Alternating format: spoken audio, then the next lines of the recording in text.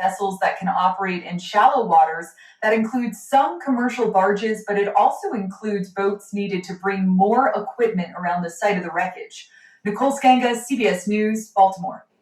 Tonight, doctors said a person in Texas has the bird flu. The CDC said this person was exposed to cattle who had the virus, and that's when they got sick. Right now, they have eye redness, and doctors are using an antiviral drug to treat the person. This is the first person with the flu this year. Deadly crashes are going down, but crashes involving distracted drivers, it's still a problem. The National Highway Traffic Safety Administration said distracted drivers killed more than 3,000 people in 2022. That's why the agency launched a new campaign calling out all phone use behind the wheel. There's the steering wheel propper, the sneak-a-peeker, the fast roller, the got-a-ticketer, the veering off the road, the driver who kills someone. This new commercial comes as law enforcement increased patrols looking for those distracted drivers. News Center 7 found Ohio's had more than 57,000 distracted driving crashes. That's since 2019. This year, there have been more than 1,600. Last year, Ohio passed a new distracted driving law where drivers could get a ticket if officers catch them on their phones. Since then, Ohio has seen fewer distracted driving crashes. Storm Center 7 Chief Meteorologist Austin Chaney joins us. We were watching what was going on, west of Greenville with one of our weather cameras. Lots of lightning.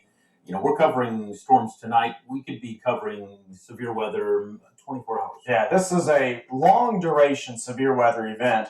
And just a couple hours ago, we got our first severe thunderstorm watch. That is probably the first of many alerts that we'll have to talk about over the next 24 hours or so. And even though we're having to not sleep on tonight's threat, tomorrow's threat's going to be worse. Sure. That is the substantial potential severe weather outbreak situation that we're tracking. Let's take a look there in Greenville. You heard Kayla McDermott mentioning she saw some lightning off in the distance from Bradford. Or not that far away, there's a little bit off there in Greenville. So that storm is still to the north. But bottom line, these storms tonight, they could be loud. They could drop some heavy rainfall. And there's a small severe weather threat with them. And then tomorrow, that's when the main event unfolds. Here's Live Doppler 7 radar. You can see a lot of us are actually dealing with rain and temperatures in the 50s right now. The lightning that we're seeing there in Greenville is from either the storm just north of Greenville or those storms way off in the distance there in Indiana. Either way, that storm through northern parts of Darke County, just knocking on the door there north of Versailles is putting down some heavy rain, maybe even some small hail indicated by the pink on radar.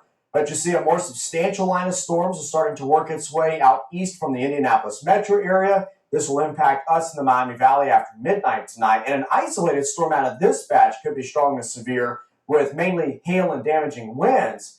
But you see, as we brought out the view, this is a big-time system. Multiple waves of storms are going to work through here between now and tomorrow night.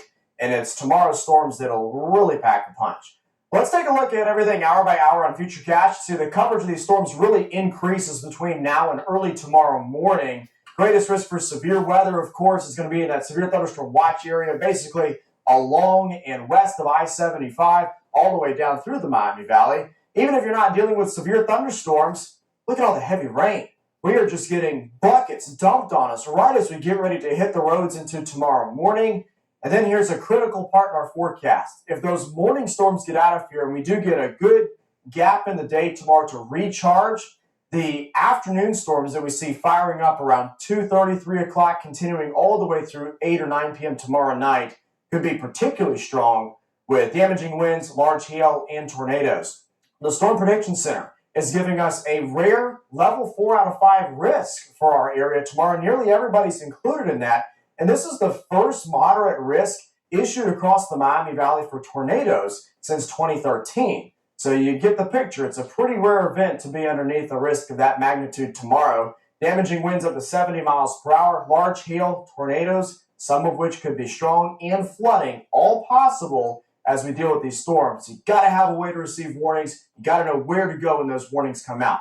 Storm Center 7-day forecast, storm tracking alert tomorrow for that severe weather outbreak. High of 73 degrees. In behind the system, much colder air crashes in. We could see snow showers mixing in with rain showers with that colder air. Friday, Saturday, and Sunday, mainly dry. The weekend's actually looking pretty nice. The early look at eclipse Monday, some morning showers, hopefully some afternoon sunshine, but the main concern, of course, is our severe weather potential tonight through tomorrow. All right, sir, thank you. Caroline Park's Eagles appear to be parents again. The details we have about how many eaglets might be in the nest. Plus, third time's the charm for this Miami Valley athlete and her dream to compete on the world stage. I was cut from Rio. I was spared Tokyo. Yeah, but now she has her own seat in Paris for this summer's Olympics. A one-on-one conversation today about what it took for her to make the team.